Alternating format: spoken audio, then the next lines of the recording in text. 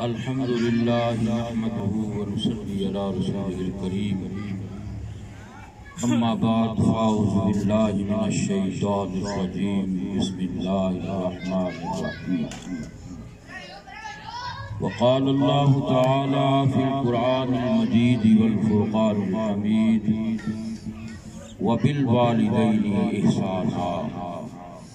آمنت بالله صدق الله العظيم وبلغنا على رسوله النبي الكريم الأمين إن الله وملائكته يصلون على النبي يا أيها الذين آمنوا صلوا عليه وسلموا تسليما تمام دوست ہدیہ درود و سلام بحضور سرور کون و مکان پیش فرمائیں صلی اللہ علیہ یا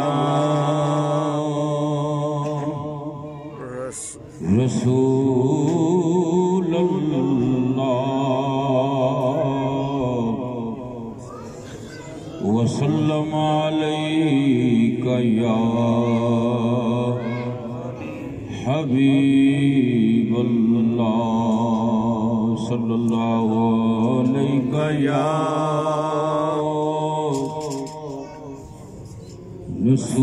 رسول اللہ وسلم علیک یا حبیب اللہ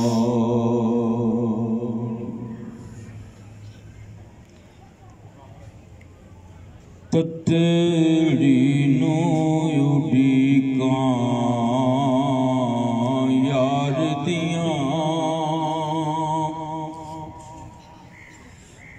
تتڑی نو اڈیکاں یار دیاں مینوں تیر ہجر دے مار دیاں مینوں تیر ہجر دے مار دیاں جت گئیاں عشق دی بازی جت گئیاں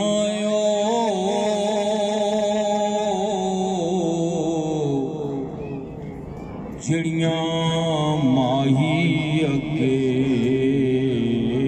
ہار دیاں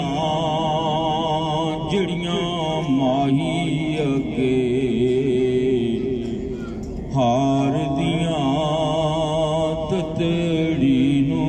اڈیکاں یار دیاں جڑیاں عشق راہوں مڑیاں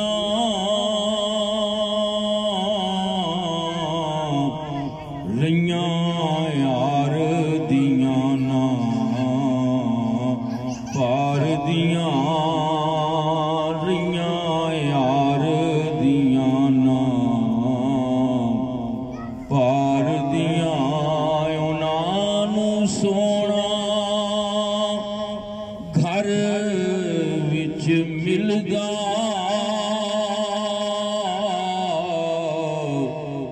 جڑیاں تن من یار تو وار دیاں جڑیاں تن من یار تو وار دیاں دنیا دے چھڑ جھگڑے جھیڑے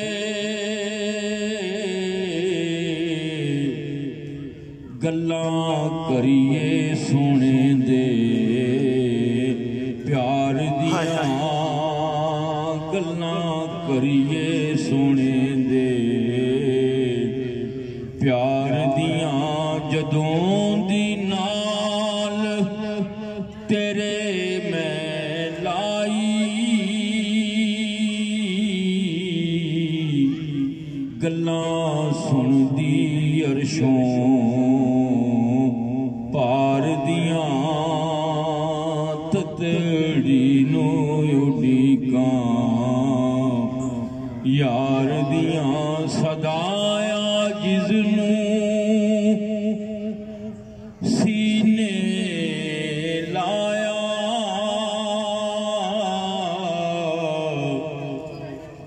صدایا جزنوں سینے لایا چھڑ بدیاں اوگن ہار دیاں تتڑی نو اڈیکاں یار دیاں. سبحان اللہ سبحان اللہ. حمد و صلاۃ کے بعد قرآن مجید فرقان حمید کی میں نے آیت تلاوت کی ہے. اللہ تعالیٰ ارشاد فرماتے ہیں اور ماں باپ کے ساتھ احسان کرو. ماں باپ دنیا میں بہت بڑی نعمت ہیں اولاد کے لیے، اور جو نگہداشت جو سایہ ماں باپ کا اولاد کے سر پہ ہوتا ہے، اگر اولاد چاہے ساری زندگی ایک ٹانگ پہ کھڑے ہو کے عبادت بھی کر لے تو ماں باپ کے احسان کا ایک لمحے کا بدلہ بھی نہیں چکا سکتا. اگر کوئی ایک شخص نے اپنی ماں کو کندھوں پہ سوار کر کے کعبۃ اللہ کا طواف کروایا، اور جب حضور کو علم ہوا تو حضور نے فرمایا اگر یہ ساری عمر بھی اس طرح کرتا رہے تو ماں کے چند منٹوں کا بھی یہ بدلہ نہیں چکا سکتا. ماں باپ کی اتنی اللہ تبارک و تعالی بلکہ فرمایا ربی یعنی صغیرہ، یہ تیرے چھوٹے رب ہے. رب کا معنی ہوتا ہے پالنے والا، لیکن یہاں ایک اور مسئلہ بھی حل ہوتا ہے. جیسے کہ ہم پالنے والا رب ہے، لیکن خود قرآن میں رب یہ کہہ رہا ہے کہ یہ تیرے چھوٹے رب ہیں، تیرے پالنے والے ہیں. تو جو صفت رب کی ظاہر ہو رہی ہے وہی صفت ماں باپ کے اندر سے خدا کی بھی ظاہر ہو رہی ہے. لیکن اس طرح شرک نہیں لازم آ رہا. جیسے اللہ بھی دیکھتا ہے بندہ بھی دیکھتا ہے، اللہ بھی سنتا ہے بندہ بھی سنتا ہے. سننا ایک ہی صفت ہے، ایک ہی فعل ہے. آنکھ سے دیکھنا ایک ہی فعل ہے، لیکن بندہ بندہ ہے، رب رب ہے. جس طرح ایک صفت ہو جانے سے بندہ رب نہیں بن سکتا، اس لیے بندے کے اندر اگر اللہ کی صفات ظاہر ہو جائیں تو ہم بندے کو وہ مقام عطا کر کے مشرک نہیں ہو جاتے. جیسے بعض لوگ کہتے ہیں کہ یہ بات بھی شرک ہو گئی، یہ بات بھی شرک ہو گئی. اسی طرح سے ماں باپ کو خود رب نے ربی یعنی صغیرہ اپنے چھوٹے رب فرمایا ہے، تیرے پالنے والے ہیں. اور یہاں یہ بھی ارشاد فرمایا کوئی گناہ گار ہو، کوئی شرابی ہو، کوئی کتنے بھی زندگی میں گناہ کرنے والا ہو، سب کے لیے ایک جیسا حکم فرما دیا. میرے آقا نے فرمایا تیرے اللہ کی رضا، یعنی اگر تو یہ سمجھتا ہے کہ میرا رب کیا مجھ سے راضی ہے، تو تیرے رب کی رضا رب نے تیرے باپ کے راضی ہونے میں رکھی ہے. اگر تیرا باپ تجھ سے راضی ہے تو سمجھ لے تیرا اللہ بھی تجھ سے راضی ہے، اور اگر باپ تیرا ناراض ہے تو تیرا رب بھی تجھ سے ناراض ہے. اسی لیے فرمایا ماں باپ کی اہمیت کو بیان کرتے ہوئے حضرت موسیٰ علیہ السلام کے دور کا بڑا مشہور واقعہ آپ نے سنا ہوگا کہ حضرت موسیٰ علیہ السلام کے دور میں اللہ کی بارگاہ میں دعا کی، یا اللہ مجھے کوئی ایسا بندہ ملا جسے تو نے جنت میں میرا ساتھی بنا رکھا ہے. تو اللہ تبارک و تعالیٰ نے کہا کہ جاؤ فلاں جگہ ایک دکان ہے، گوشت کا کام کرتا ہے، وہ تیرا ہمسایہ ہوگا۔ اب نبی ہو کے یہاں یہ بات بھی یاد رکھنا، اللہ کے ہاں جتنا کسی کا مقام بلند ہوتا ہے عاجزی اس میں اتنی زیادہ ہوتی ہے۔ یہاں تو چھوٹا سا کوئی تھانے دار ہو جائے، چھوٹا سا مولوی بڑا بن جائے، چھوٹا سا کوئی نعت خواں بن جائے، کوئی قاری بن جائے، کوئی پیر بن جائے، اس کی اکڑ ہی نہیں جاتی، اس کے اندر سے اور زیادہ اس کا نفس موٹا ہو جاتا ہے۔ ہاں اللہ کی رضا کے لیے جو کام کیا جائے،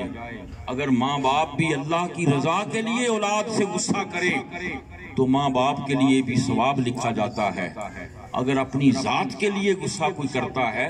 تو پھر بے شک وہ کتنا بڑا بھی ہو، فقیر پیر کہلانے والا، اس کے لیے بھی ثواب نہیں بلکہ گناہ لکھا جائے گا۔ اس لیے کہ تیرا بندہ ہونے کے ناطے ہر کام اللہ کی رضا کے لیے ہونا چاہیے۔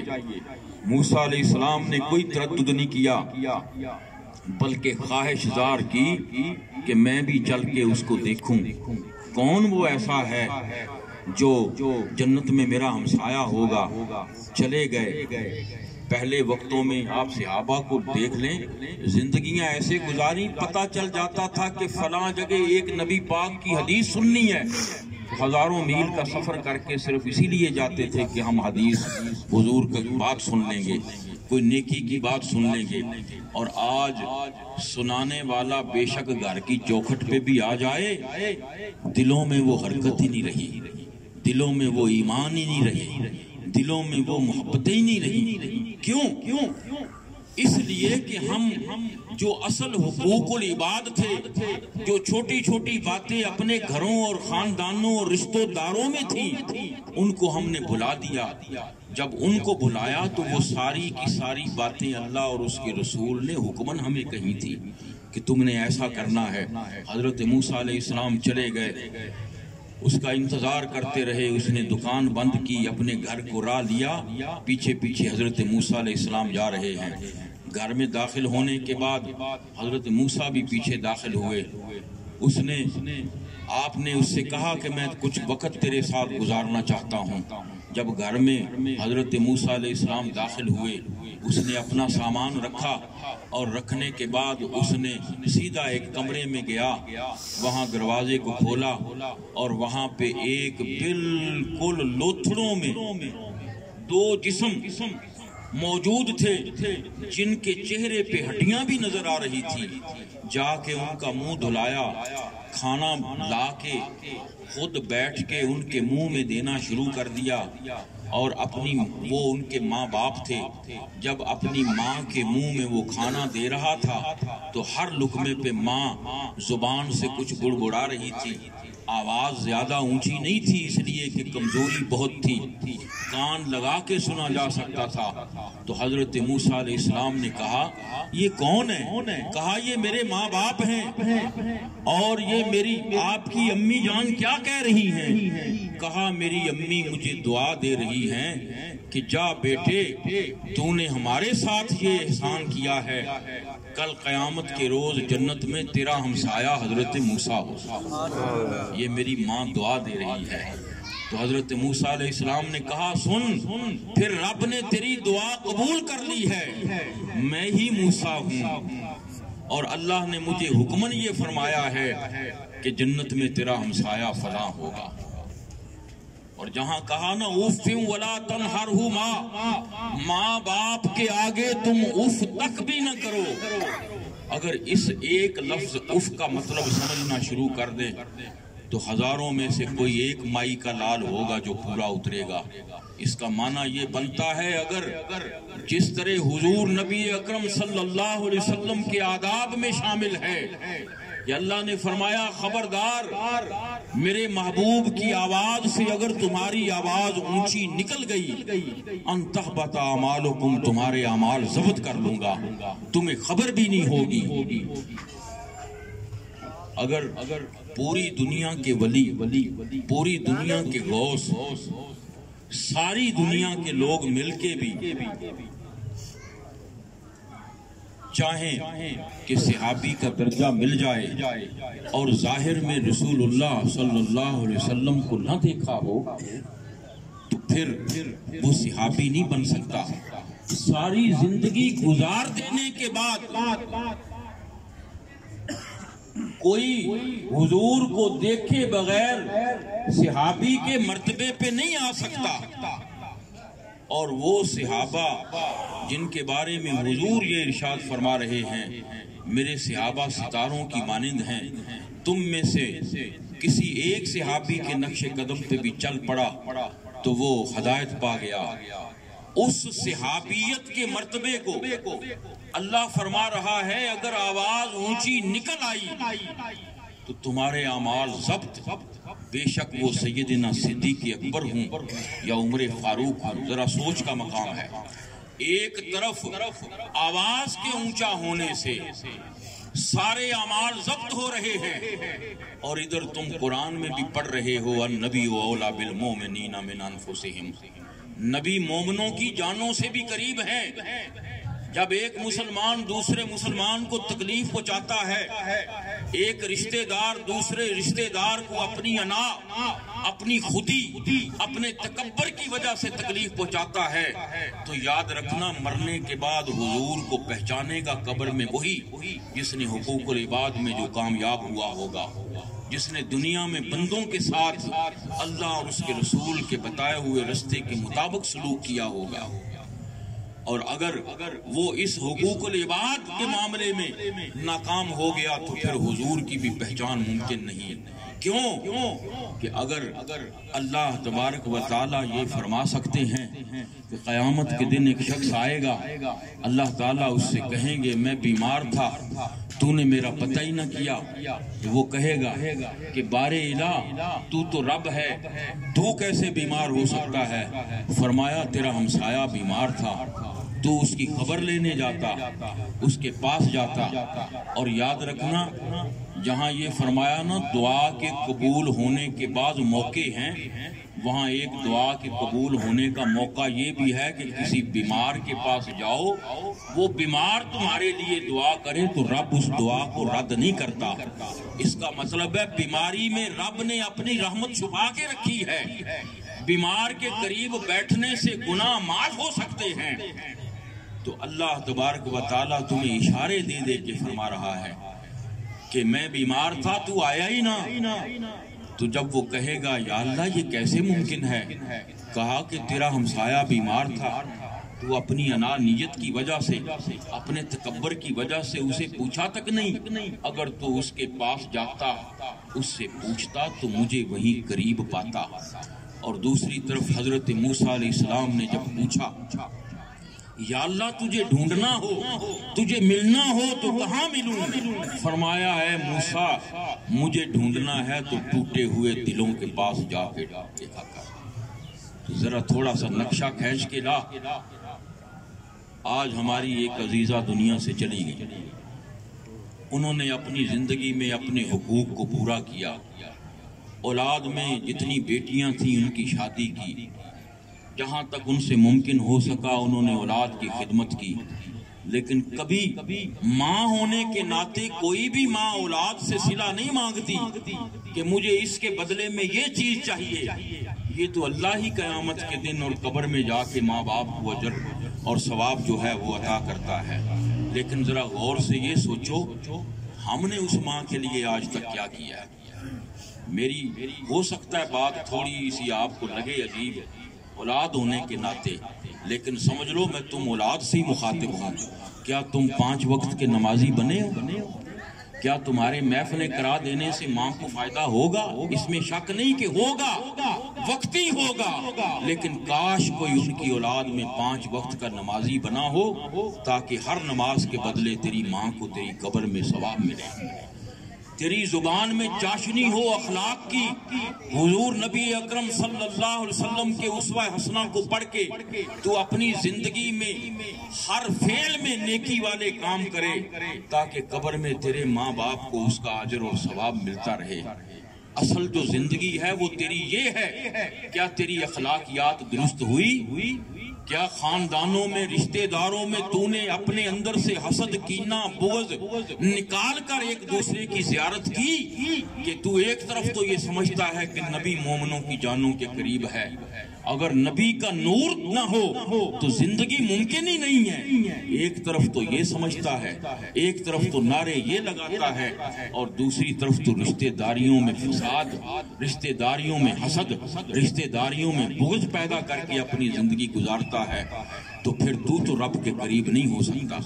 یاد کر کہ اتنی زندگی گزار کے کبھی ماں کے آگے تو اونچے لفظوں میں بولا ہے؟ بیٹی ہونے کے ناطے تو بولی ہے؟ اگر بولی ہے تو تیرے بھی اعمال ضبط ہو سکتے ہیں، اس لیے کہ ماں باپ کے آگے بھی اونچی آواز سے اف ولا تنہرہما کا مطلب یہی بنتا ہے کہ جہاں فرمایا اف تک نہ کرو،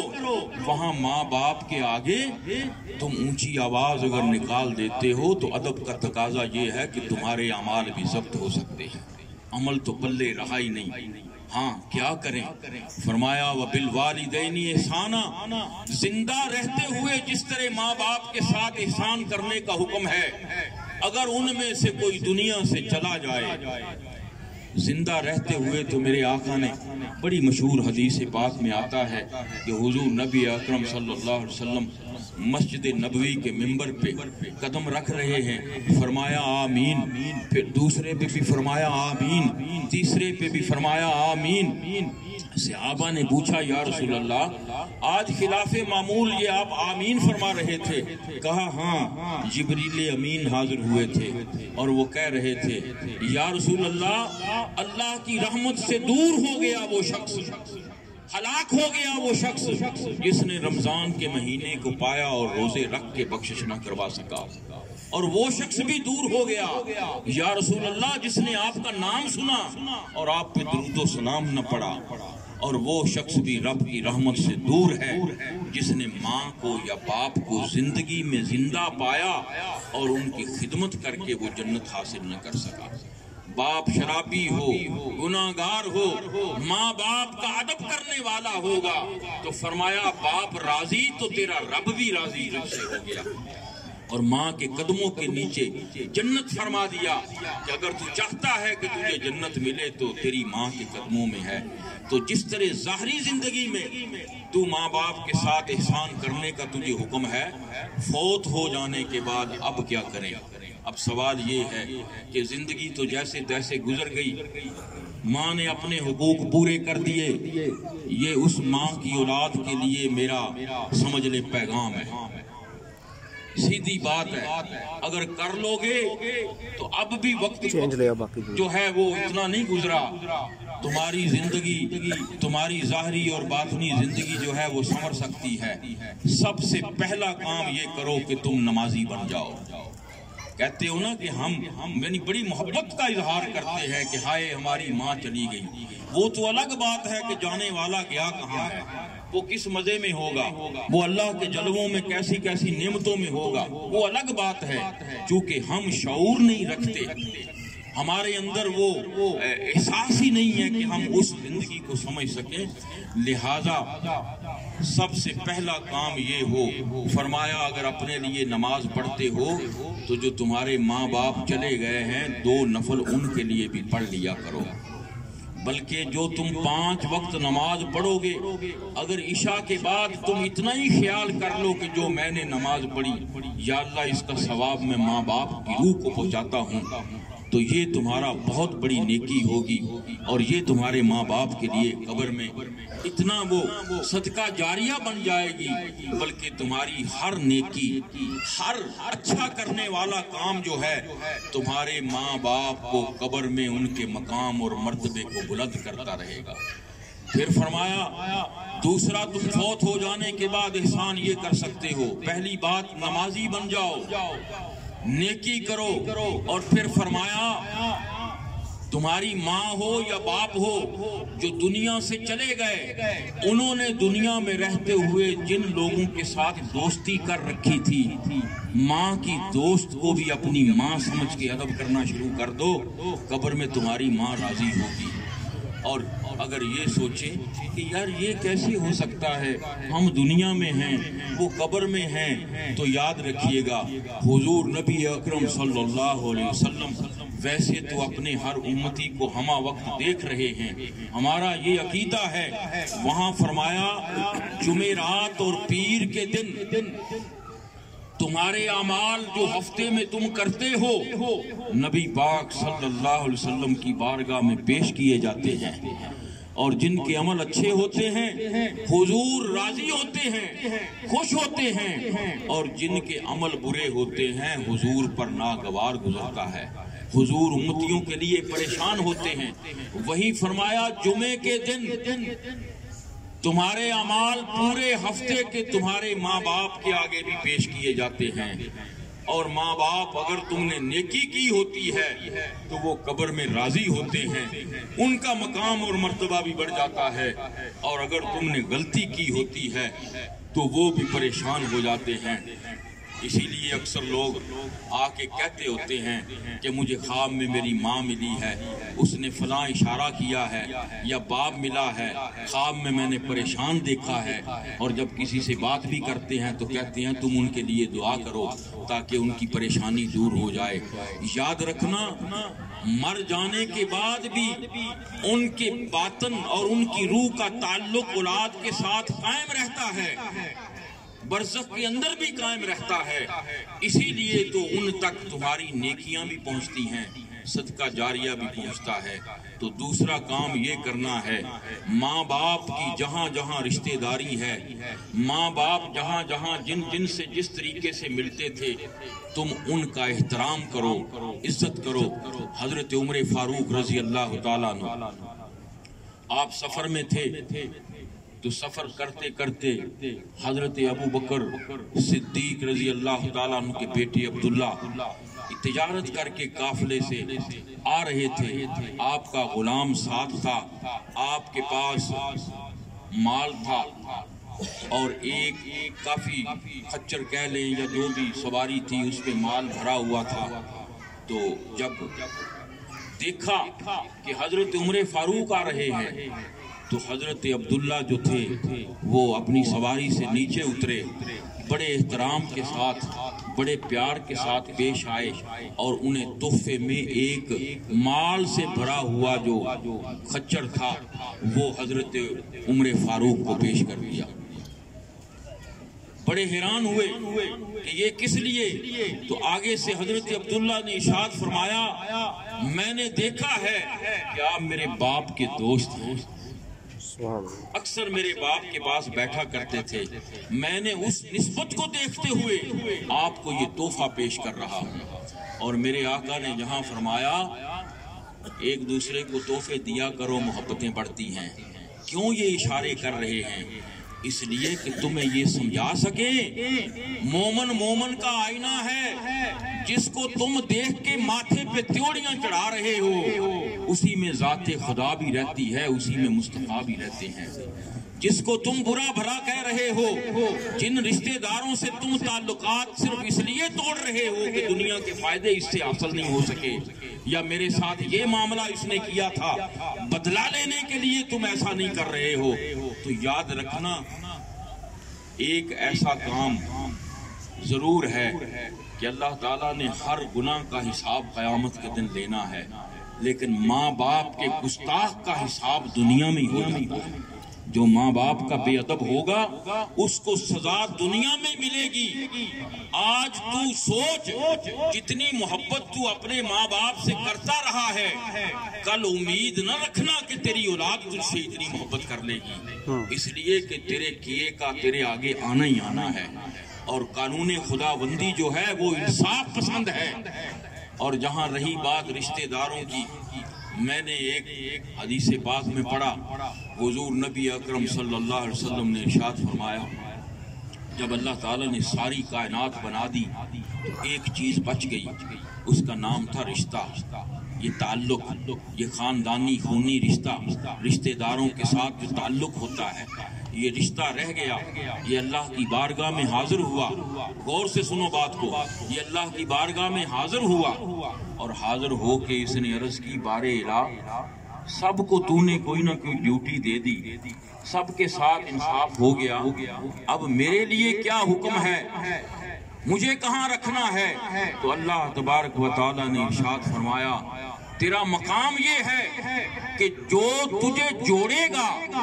وہ مجھ سے جڑ گیا، اور جو تجھے توڑے گا وہ مجھ سے ٹوٹ گیا۔ اب ذرا اتنی بات کو دل میں بٹھاؤ،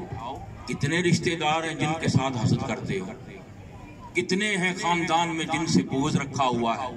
کتنے ہیں دولت کی خاطر جن سے بگاڑ کے رکھی ہے، کتنے ہیں۔ اسی لیے تو بار بار اشارے کر کے کبھی کسی طرف سے کبھی کسی طرف سے تجھے سمجھایا جا رہا ہے کہ لیلۃ القدر کی رات آ جائے، شب برات کی رات آ جائے، سب کی بخشش ہو جاتی ہے، بغض رکھنے والے کی بخشش اس رات بھی نہیں ہوتی۔ تو تیرا تو بغض ہی اپنے ماں باپ کے لیے ہو،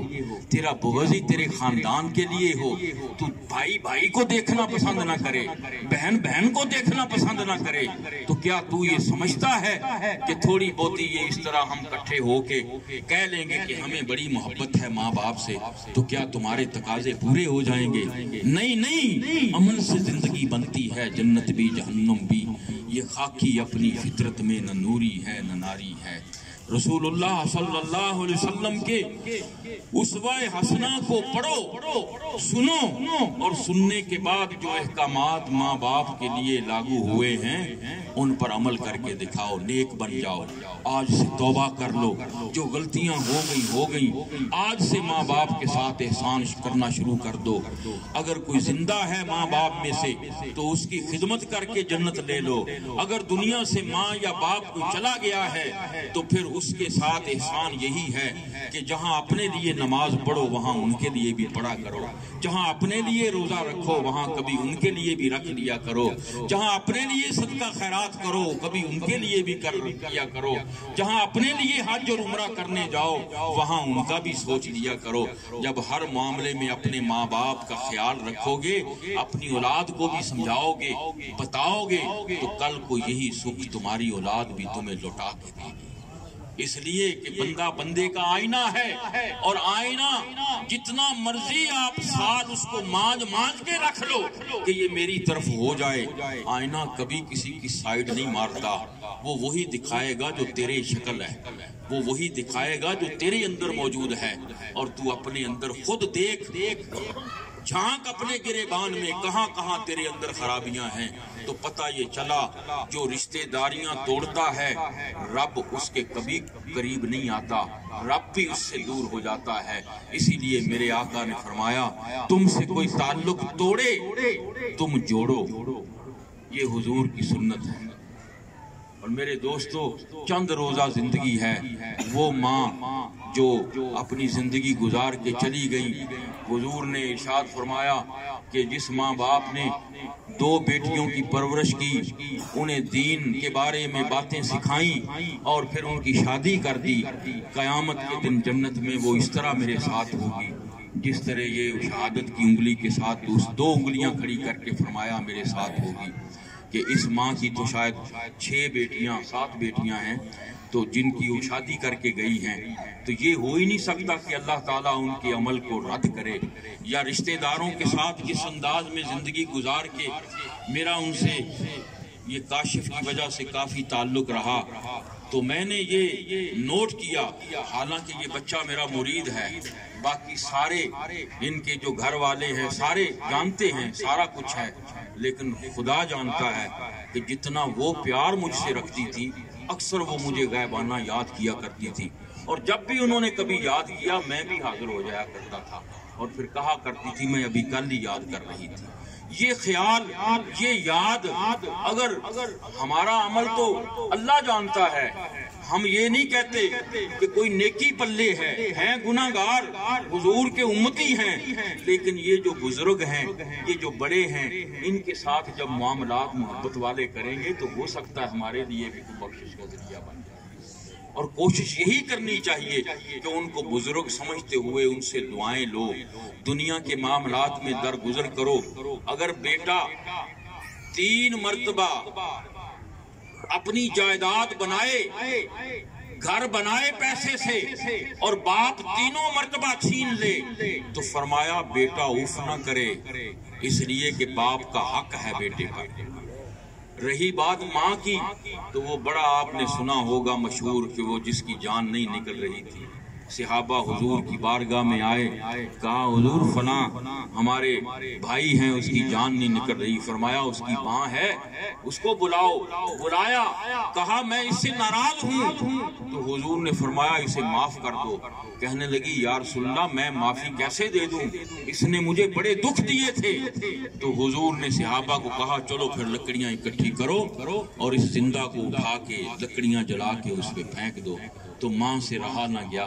کہا نہیں یا رسول اللہ میں معاف کرتی ہوں، اس لیے کہ میرا بیٹا ہے۔ کبھی ماں جیسا دل ایک رتی اپنے اندر ہی پیدا کر کے دیکھ لو کہ ماں ماں ہوتی ہے، اور وہ اولاد کے لیے ساری زندگی جو کچھ کرتی ہے۔ تو اب اولاد کا حق ہے کہ اگر ماں دنیا سے چلی گئی ہے تو آپ نمازی بن جاؤ، 5 وقت کی نماز پڑھو۔ عموماً یہ فاتحہ خوانی پہ لوگ آتے ہیں، بیٹھتے ہیں،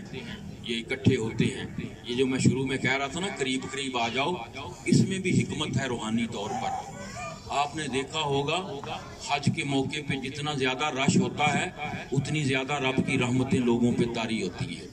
اور فرمایا جس طرح نماز میں فرماتے ہیں نا کندھے سے کندھا ملا کے کھڑے ہو جاؤ، اسی طرح یہ محفل کے آداب میں یاد رکھنا، یہ جو اندر خلا پیدا ہوتی ہے نا درمیان میں، جس طرح نماز میں فرماتے ہیں نا شیطان وسوسے پیدا کرتا ہے۔ ہمارا میلاد ہو، میلاد منا رہے ہوں یا محفل ہو، تو ہم یہ کہتے ہوتے ہیں کہ یہ ہماری جو محبت ہے حضور کے ساتھ، یہ بھی ایک عشق کی نماز ہی ہے۔ تو اس میں بھی وسوسے دور ہوتے ہیں۔ بکھر بکھر کے بیٹھنے سے جو ماحول بنتا ہے اسی کا ظاہر تمہارے باطن پہ جا کے اثر کرتا ہے۔ شریعت ظاہر کا نام ہے، اسی لیے شریعت کو مقدم رکھا ہے کہ جب تم شریعت کو سمجھتے ہوئے اپنے ظاہر کو سنوارو گے تو رب تمہارا باطن بھی درست کر دے گا۔ اور آخری بات یہ عرض کر دوں، حضور نبی اکرم صلی اللہ علیہ وسلم سے محبت کرو۔ دیکھا نا آپ نے خادم حسین رضوی صاحب جنازہ جو ہوا ہے، کمال ہو گیا، جس طرف بھی دیکھتے تھے انسان ہی انسان تھے، عاشق مصطفیٰ ہی عاشق مصطفیٰ تھے۔ کیوں؟ اس لیے کہ جو اپنے دل میں ظاہر میں حضور سے محبت رکھتے تھے، حضور بھی اپنی محبت کا جو ہے وہ اسی طرح سے لٹا رہے ہیں۔ سودا نقد ہے، تم بھی حضور سے محبت کرو۔ اور حضور کی محبت کا ثبوت یہ ہے کہ آقا کہہ رہے ہیں نا کہ ماں باپ سے محبت کرو، ماں باپ سے احسان کرو، اور اس احسان میں ایک چیز یہ بھی شامل کر لو، فرمایا جو ہر جمعے اپنے ماں باپ کی قبر پہ جائے اور جا کے سورۃ یاسین تلاوت کرے، اللہ تعالیٰ اس کا بخشش والوں میں نام لکھ دیتا ہے کہ ان کی مغفرت ہو گئی۔ ماں باپ کے فرما برداروں میں نام لکھ دیا جاتا ہے۔ اور اب بھی وقت ہے، جاؤ ہر جمعے ماں کی قبر پہ جا کے سورہ یاسین پڑھا کرو، اس نیت سے کہ اپنے لیے نہیں، اس نیت سے نہیں کہ کسی کو دکھانا ہے، اس لیے نہیں کہ وہ بھائی نہیں گیا تو میں بھی نہ جاؤں، یہ نہیں دل میں رکھنا۔ دل میں یہ رکھنا ہے کہ میرے آقا نے یہ فرما دیا کہ فرما برداروں میں نام آ جائے گا، تو ہو سکتا ہے میرا نام بھی فرما برداروں میں آ جائے۔ اعمال جب بندے کو قبر میں ڈال کے آ جاتے ہیں، پہلا سوال ہوتا ہے من ربوں کا، تیرا رب کون ہے؟ بندہ جواب دیتا ہے میرا رب اللہ ہے۔ اب اللہ کو تو ہر مذہب مانتا ہے، فرشتے دوسرا سوال کرتے ہیں اللہ کو تو مانتا ہے، کس دین کے لحاظ سے؟ ماں دینوں کا دین کیا ہے؟ تو کس دین سے آیا ہے؟ تو پتہ چلا یہاں ہمارے پاس تو دین اسلام ہی ہے نا۔ اس سوال پہ بھی تھوڑا سا غور کرو، کس دین سے آیا ہے؟ پتہ یہ چلا کہ دین میں بھی 2 نمبری آ گئی ہے۔ اگر خالص دین کے معاملے میں یہ جواب دے گا، اگر یہ کہہ بھی دیتا ہے کہ میں اسلام کو مانتا ہوں، تو اب تیسرا سوال کیا جا رہا ہے۔ پہلے 2 سوالوں پہ چھٹکارا نہیں ہو رہا، اور تیسرا سوال کیا کیا جا رہا ہے؟ ما تقولو فی حق ھذا الرجل، حضور نبی اکرم صلی اللہ علیہ وسلم کا دیدار ہوگا، سامنے حضور کھڑے ہوں گے، حضور کی صورت مبارک ہوگی، فرشتے اشارہ کریں گے، اب غور کرنا بات تو، اس مرد کے بارے میں تم کیا گمان رکھتے تھے دنیا میں؟ رجل عربی میں مرد کو کہتے ہیں۔ یہاں یہ سوال میں، تیسرے سوال میں یہ نہیں کہا گیا، نبی کا لفظ استعمال نہیں کیا، رسول کا نہیں کیا، یاسین نہیں کہا، مدثر نہیں کہا، مزمل نہیں کہا، فرمایا فی حق ھذا الرجل، اس مرد کے بارے میں پتہ یہ چلا مرد جو کہا جا رہا ہے اس میں کوئی حکمت چھپی ہوئی ہے۔ اہل تصوف اس بات کو خوب جانتے ہیں، یہ کہ اگر وہ یاسین ہیں، اگر وہ مزمل ہیں، اگر وہ نبی ہیں، تو نبوت بھی رب کی طرف سے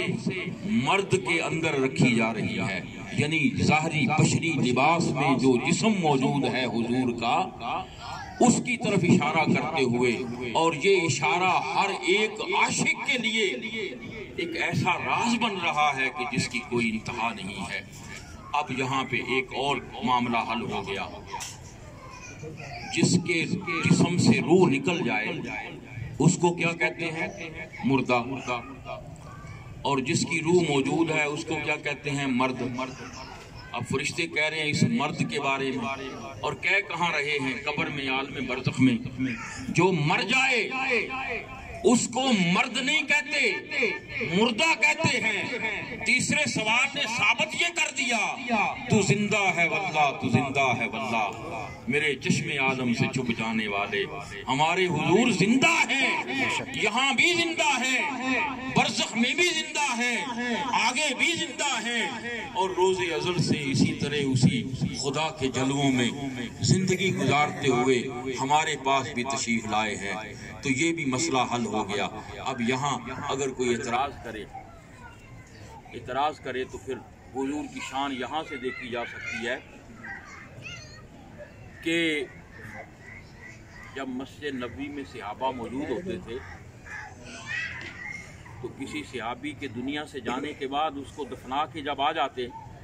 تو تیسرا سوال تو ہوتا ہی تھا، ادھر حضور جسم سمیت صحابہ میں بھی موجود بیٹھے ہیں اور ادھر قبر میں بھی نظر آ رہے ہیں، اور فرشتے وہ سوال کر کے پوچھ بھی رہے ہیں ان کے بارے میں تیرا کیا گمان تھا۔ تو صحابہ نے تو کبھی اعتراض کر کے یہ حضور سے نہیں پوچھا تھا یا رسول اللہ اس کو دفن کر آئے ہیں، آپ یہاں تو ہمارے پاس بیٹھے ہیں اور آپ ادھر کیسے پہنچ گئے ہیں؟ کبھی کسی صحابی نے اس پہ گمان تک نہیں پیدا ہونے دیا۔ کیوں؟ اس لیے کہ انہیں شان مصطفیٰ کا پتہ تھا کہ حضور جو فرماتے ہیں میرے نور سے کائنات بنی ہے، تو سوچ تجھ پر قبر میں جانے کے بعد ایک ایسا مقام آتا ہے کہ النبی اولا بالمومنین من انفسہم، مومنوں کی جانوں سے بھی قریب تر ان کے نبی ہیں، قریب تر ان کے نبی ہیں۔ تو پھر تیرے اوپر ہی ایک ایسا مقام حال آتا ہے کہ تیرے اندر سے ہی جو رب نے نور مصطفیٰ رکھا ہے وہ اپنے پورے آب و تاب سے مجسم ہو کے عالم برزخ میں تیرے سامنے آ جاتا ہے۔ اسی لیے تو دنیا میں رہتے ہوئے تصوف میں درجے رکھے گئے، اور اس میں فنا فی الرسول کے درجے میں بھی جب جا کے کوئی دیکھے تو پھر اسے سمجھ آتی ہے کہ میرے آقا کا جلوہ ہر ذرے میں موجود ہے۔ اب آخری بات یہ، اگر آقا کا جلوہ ہر ذرے میں موجود ہے تو فی زمانہ حیرانی کی بات ہے، وقت یہ آ گیا ماں باپ سے تعلق ٹوٹ گئے، آج دوستوں سے تعلق قائم ہو گئے، رشتہ داروں سے رشتہ داریاں ختم ہو گئیں، نئے رشتہ دار بن گئے جن سے خون کے تعلق بھی نہیں تھے۔ تو یاد رکھنا، جنہوں نے رشتوں کی قدر نہیں کی، جنہوں نے رشتے توڑے وہ رب اور رسول سے ٹوٹ کے رہ گئے، اور جنہوں نے ان کی قدر، کبھی جھک کے دیکھو تو صحیح، کبھی عاجزی اختیار تو کر کے دیکھو، کبھی کسی کی غلطی کو معاف تو کر کے دیکھو، پھر تمہیں تمہارے اندر جو احساس پیدا ہوگا، جو ایک سکون پیدا ہوگا، وہ سارا سال عبادت کر کے بھی پیدا نہیں ہو سکتا، جو کسی مخلوق میں بندے کے کام آ کے پیدا ہوتا ہے۔ میرے دوستو دعا کرو جن کے لیے جمع ہیں، اللہ تعالیٰ उनकी कब्र में हजारों रहमतें नाज़िल फरमाए। आमीन। उन्होंने अपनी ज़िंदगी पूरी कर दी, अच्छे तरीके से गुजारी। शुरू से वो बुजुर्गान दीन को बड़ा मानने वाली थी, अपने वो मुर्शद के साथ भी बड़ी मोहब्बत रखती थी और वैसे भी अल्लाह वालों की बातें किया करती थी और अपने हुकूक को जिस तरह उनसे हो सका उन्होंने पूरा किया। और अगर दुनिया में रहते हुए उनसे कोई गलती कोताही हुई हो तो आज हम दुआ कर रहे हैं, या अल्लाह अपने महबूब के सदके वो माफ़ कर देना और उनकी